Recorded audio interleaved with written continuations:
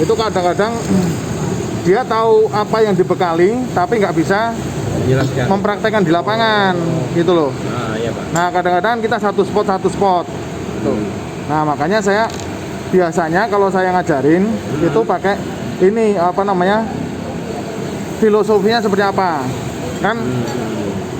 Kalau seorang pengawas datang ya itu kan apa namanya, harus bisa mengidentifikasi bahaya. Iya, iya. Itu apa namanya, IB. Nah, IB dulu, identifikasi bahaya ya, karena yang paling dasar mengidentifikasi bahaya ya, karena kecelakaan kecil yang mematikan ya, yang fatality itu karena tidak ada apa, pengawas gagal. Nah setelah bisa mengidentifikasi bahaya lalu menilai risiko ini ya. Iya Pak. Setelah dinilai risiko ya, itu dikendalikan risikonya, kendalikan ya kan. Nah bagaimana mengendalikan risiko itu pakai teori itulah, apa namanya, engineering control ya kan, terus administrative control, lalu apa namanya, work practice ya, praktis,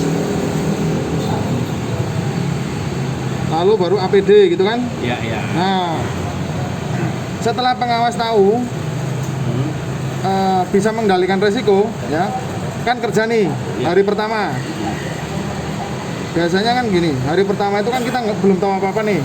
Setelah di identifikasi bahaya maka dibuat JSA dulu kan. Iya, JSA-nya. Ya. Nah, iya Pak.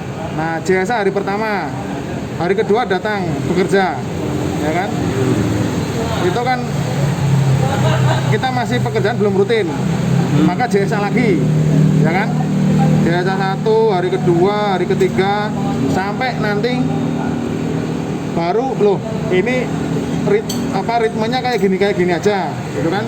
Hari kedua kan mengkoreksi JSA yang pertama, hari pertama, JSA yang kedua mengkoreksi ada nggak yang bolong-bolong gitu kan. Ya nggak. Nah setelah ini oh ternyata udah rutin. Kalau rutin jadilah SOP gitu. Nah setelah ada SOP, tugas dan tanggung jawab pengawas operasional yang kedua kenapa melakukan inspeksi. Nah ini loh yang sering gagal dipahami oleh pengawas, inspeksi ya kan. Nah apa yang diinspeksi? Sebenarnya diinspeksi adalah ini untuk memastikan pekerja selamat kan gitu. Karena kalau nanti dipadankan dengan yang POM ya, pertanyaan selalu sama, bagaimana cara Bapak menjamin keselamatan 200 orang anak buah Bapak misalnya. Nah dengan cara sistemnya pakai apa? Mulai dari sini ya, JSA, SOP. Nah yang diinspeksi adalah ini ya, kegiatan SOP-nya itu ya, ini kan sistemnya ya. Nah setelah diinspeksi ya, ini gagal, jadilah celaka, near miss ya kan, terus apa, property damage. Nah terus yang ketiga apa, ringan, berat, mati itu ya. Nah ini yang gagal. Indikator pengawas berhasil ya itu sampai di sini, karena kalau ini benar-benar dilakukan ini nggak akan terjadi ya, betul, ya. Yang itu teori 2% ini hanya nasib ya. Tapi kalau ini gagal maka akan terjadi ini. Nah lalu kalau ini sudah terjadi, kaitannya dengan tugas dan tanggung jawab pengawas operasional, anak buah boleh nggak dikasih sanksi ya kan? Ini yang sering gagal dipahami. Di sini kegagalan pengawas, jadi anak buah udah nggak boleh dikasih sanksi. Gitu. Kalau anak buah dikasih sanksi di sini, di level sini, ketika beroperasi diinspeksi dia bandel misalnya, dia shortcut SOP, nah maka anak buah apa namanya, disanksi, teguran 1, teguran 2 ya. Nah sanksinya Ini kalau kita bandingkan dengan teori pengendalian resiko, engineering control kan ini isolasi, substitusi, lalu isolasi substitusi, isolasi, apalagi satunya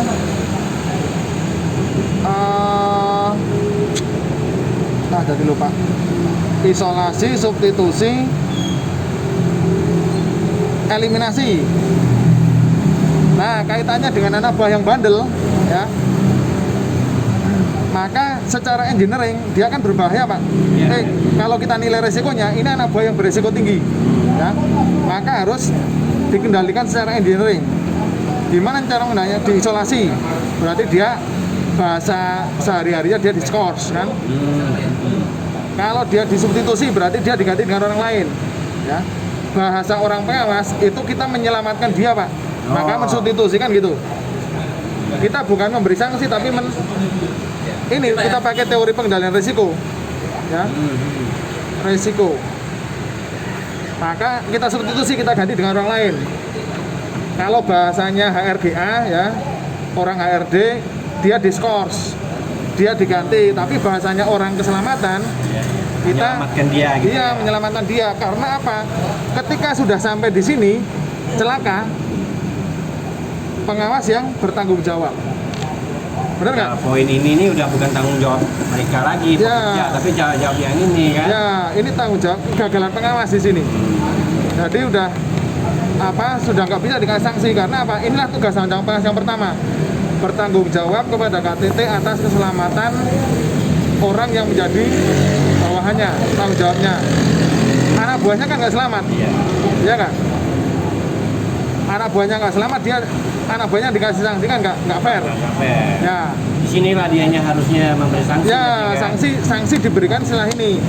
Ini adalah pengawas yang gagal. Nah, itu aja. Ya. Saya pengen menyampaikan ini. Ya, benar Pak. Ini dianya ini nih. Nggak benar dia menginspeksi ini kan. Kan secara teori kalau dia bisa mengidentifikasi bahaya, maka dia bisa menilai resiko. Ya. Kalau sudah bisa menilai resiko, mengendalikan resiko. Nah, itu kan nanti yang diterangkan oleh teman-teman per satu-satu. Tetapi gabungan ini yang sering hilang, ya, loss, ya. Ini sendiri, ini sendiri gitu. Nah, saya pengen menginikan ke teman-teman gitu. Ya. Kan secara teori kalau ini dilakukan semua, ya aman dia. Aman 98%. Nggak akan terjadi yang ini. Ya. Nggak akan terjadi. Aja, kan? Ya, nasib udah. Ya. Tapi kan kadang di lapangan kita langsung ngomong udah nasib gitu. Nah, itu makanya. Ya. Anggap ini misalnya inspeksi. Wah, Pak, dia selalu hampir 99% peserta itu pasti menjawab. Dia lalai misalnya. Lalai itu sebenarnya ketahuannya di sini kan? Iya, di sini nih waktu di sini kan, ini. Iya. Kalau pengawasnya benar melakukan inspeksi, ya pasti ketahuan anak buah ini tuh bandel apa enggak. Ya, betul, Pak. Iya. Nah, saya selalu ini kan kasih job ke teman-teman biar ingat apa? Iya. Bedanya pengawas operasional dengan ospek. Ya. Kalau ospek kan ingat ya, anak buah senior tidak pernah salah. Iya. Ya enggak? Kalau senior salah lihat pasal 1. Itu kalau ospek. Nah, kalau pengawas operasional beda, kebalikan. Anak buah tidak pernah salah. Oh iya. Ya. Kalau anak buah salah lihat pasal 1. Nah, itu yang sering saya inikan ke teman-teman biar nyangkut di otak. Anak buah memang tidak pernah salah ya. Ya. Kalau ini udah benar diterapkan kan? Ya. Inspeksi udah benar dilakukan kan? Karena ini yang akan menjawab nanti ketika dia jadi POM gitu. Pertanyaan bagaimana dia Anda menyelamatkan 50 orang anak buahnya gitu. Berarti si pengawas yang melakukan inspeksi ini dia harus tegas nih terhadap pelaksanaan ini kan. Itu kuncinya itu kan. Kalau ada yang bandel ya ini balik ke sini lagi. Ya. Kan? Balik di sini. Diisolasi dia. Ya. Atau disubstitusi atau ganti orang lain ya. Dieliminasi. Terakhir ya eliminasi ini. Ya. Bahasanya orang keselamatan kita bahasanya orang HRD ya, anak buah ini diskors Iya. sebelum terjadi celaka. Sebelum ini terjadi kan. Kalau dia masih bandel-bandel kan peringatan 1, 2, 3 masih Ya, juga.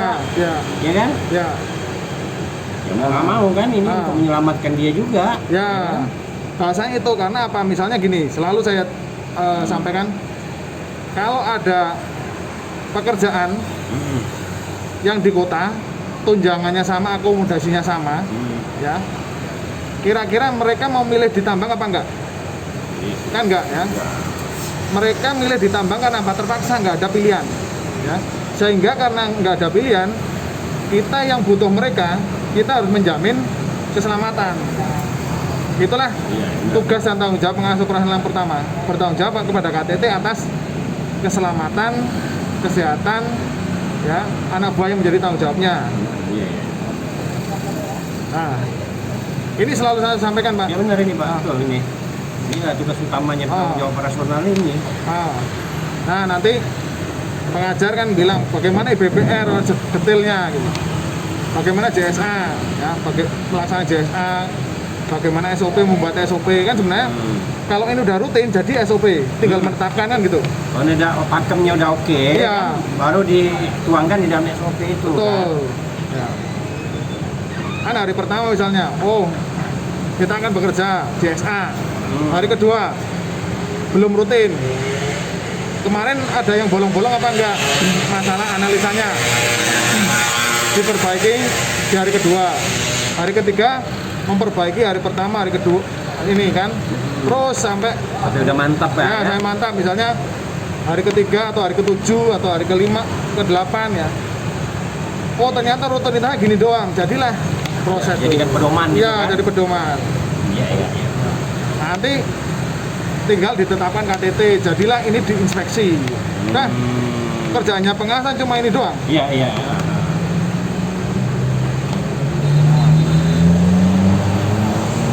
Maupun pekerja yang nggak bandel kan jatuhnya kan ke sini nih.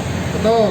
Engineering Dikasih sanksi. control kan? Ya, engineering control. Nah, sanksinya berupa tadi itu kan isolasi Oh, atau dia di substitusi. ya, Kemudian langsung di sini eliminasi. Ya. Eliminasi ini udah paling berat Pak ya. ya, Berarti dia ini dipecat nih Pak ya. ya. Atau dipecat. kalau bahasa kita tadi itu Ya, bahasanya dipecat. Pak. menyelamatkan dia lah. Ya, bahasa kita menyelamatkan Menyelamatkan dia. Bahasanya RD memecat dia. Memecat dia. Kalau isolasi ini ya skor lah dulu ya. Nah, Skors. di sini kan ada administratif, Administrasi, kontrol. Administratif itu kan contohnya didiklatkan misalnya. Oh. Misalnya dikasih SOP teguran, apa gitu ya. dikasih teguran. Ya. Teguran. Oke, ternyata dia setelah ditegur dia nggak tahu, Oh. kan berarti kan bukan salah dia. Oh nggak tahu kan? Kan ada, Oh, iya. benar nggak? Iya benar Pak. Misalnya kelistrikan kan, misalnya ya. kan, nah dia nggak tahu kita masukin ke sini kan, Ya. dengan diklat tadi, Ya. diklat masalah kelistrikan kan, Oh. gitu Pak ya. Nah setelah dikasih peringatan didiklatkan masih bandel, oh berarti karakter, ya nggak sikap. Behaviornya tadi itu. Ya. Berarti itu baru dikasih diisolasi diskors. Masuk lagi ke sini ya. nggak? Ya. Kalau yang kedua ini Pak, work apa nih? Work praktis itu kan sebenarnya Instruksi terjemah- kerja ya, kayak Enggak, work praktek praktis itu kerja, kan, kan? praktek kerja itu kan sebenarnya ini inspeksi. oh udah sesuai nggak dia yang melakukan kerjaannya ini ya, praktek Ya. dalam kerjaan dia. Gini, Nah, pengawas itu nah, mengendalikan resiko. nah. Yang Lihat pertama ini kan ya. dengan engineering control. Hmm. Administratif itu kan contohnya tadi diklat, diklat, ya. yang biasanya ini masang rambu-rambu gitu kan. Work practice itu sebenarnya apa? Ini inspeksi, Oh, lari ke situ Ya. ya. mengawasi pekerjaan work practice, ya. Atau simulasi, Praktek kerja ya. ya, mempraktekkan langsung. Nah, prakteknya di dalam teori ini, benar nggak? Iya Pak. Nah, baru residu terakhir dari resiko dikasih APD. Ya. Oh gitu Pak ya. Diklat ya. Ya, diklat.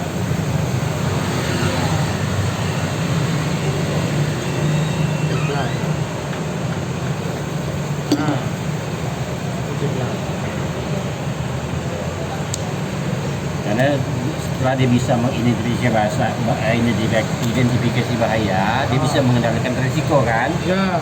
Jadi menilai dulu. dapat menilai Ya. ya. Nah, menilai lalu dia mengendalikannya kan. Ah. Lalu di sini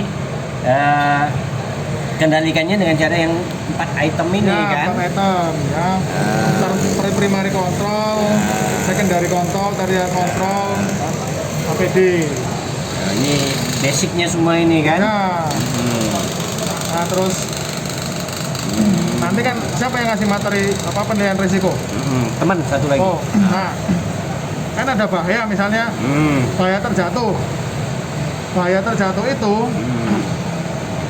resikonya rendah, sedang atau tinggi. Nah, kalau dihitung misalnya resikonya tinggi, bagaimana mengendalikan yang pertama?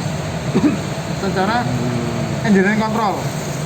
Engineering control yang bahaya tinggi itu berarti misalnya terjatuh ya? Iya, Berarti kan dikasih tangga. Iya, tangga. Secara engineering terkurangi resikonya. Tapi masih ada nggak peluang? Ada. Masih dia. Maka secara administratif ditambah dengan SOP kan gitu ya. SOP turun tanda atau instruksi kerja turun tangga gitu. Benar nggak? Ya, instruksi kerjanya. Ada tangga, ada cara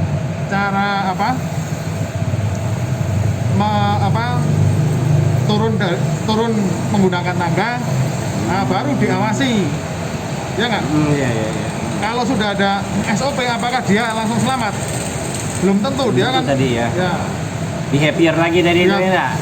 Ya betul. Jatuh lagi di sana kan. Nggak ada nih, kan? Nggak ada pengawas nih kan. Maka harus diawasi dengan cara inspeksi.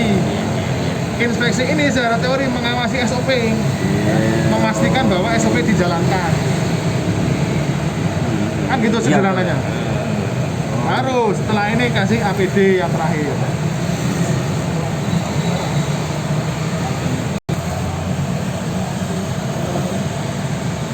Bisa kan di ini? Bisa Pak, bisa. Gampang kan, lebih gampang kan? Lebih enak caranya ini kan. Nah, karena kasus-kasus itu banyak mereka tahu teorinya tapi mempraktekannya nggak bisa. Makanya sebenarnya pengen saya kumpulkan. Iya. Ya, kalau ini semua ideal dilakukan, nggak akan ada kecelakaan. Ya, hanya 2% nasib. Benar nggak? Ya, betul. Teorinya yang itu. Dupont, Yang kecelakaan itu kan. Teorinya Dupont. Nah, karena ada kompetensinya POP kan menyelidiki kecelakaan. Oh iya. Tambah satu lagi, ketika di sini, ini kan piramida kecelakaan. Ya. Yang paling bawah near miss, property damage, ya, ringan, berat, mati. Makin atas makin berat, makin ya Pak ya. Teorinya pengawas itu harus tahu ada near miss atau hampir celaka. Dan harus sudah diselidiki. Iya. Hampir tabrakan. Nah, itu harusnya diselidiki, Pak. Kenapa? Kan tujuan penyelidikan kecelakaan mencari penyebab dasar dan penyebab langsung. Ya. Lalu mencegah supaya jangan terulang kembali. Nah, kenapa berulang? Karena secara statistik